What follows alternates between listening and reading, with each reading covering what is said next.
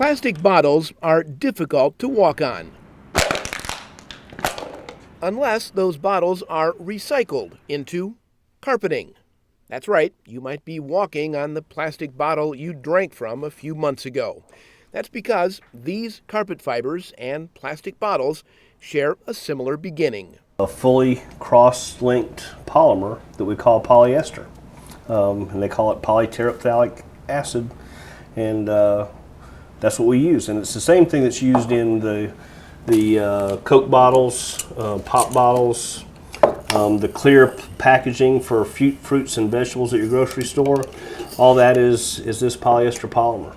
It all starts with what are called PET pellets. That stands for polyethylene terephthalate. Here's how the chemical reaction can be represented. Essentially, it's made from several organic compounds mixed with chemical catalysts. We're going to make this into a fiber. And depending how it's processed, PET can be made into thousands of products. It's also easily recycled. That's why those same properties that allow polyester molecules to be shaped into bottles and food containers also allow it to be stretched into thin carpet fibers. The process is called extrusion, and it takes place in a 3-story manufacturing facility, and it's all based on chemistry.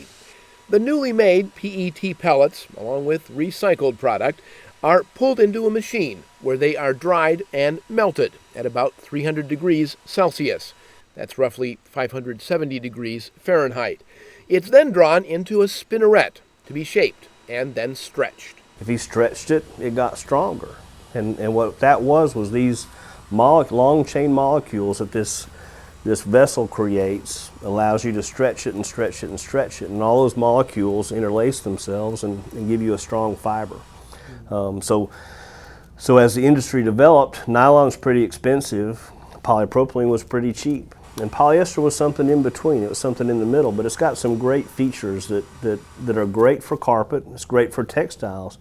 If you ever look at your t-shirts, it's always a 50-50 cotton blend or something, because polyester is synthetic and cotton's natural. Cotton natural has wicking capability. Polyester doesn't like much water, so it kind of wicks on its own.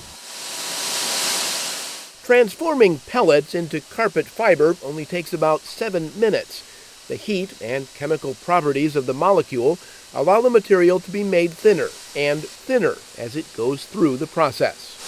And this yarn, when we wind it, is going about 120 miles an hour. So we're making it very, very fast. And our goal is that if we have 200 of these filaments that we're spinning together into a fiber bundle, is to make miles and miles and miles of yarn, 10,000 to 20,000 miles of yarn, without having one of these little filaments break. And to give you an example, if you take this filament, by the time it comes to our finished yarn, it's going to be about 20% the size of a human hair. 200 filaments together make one thread.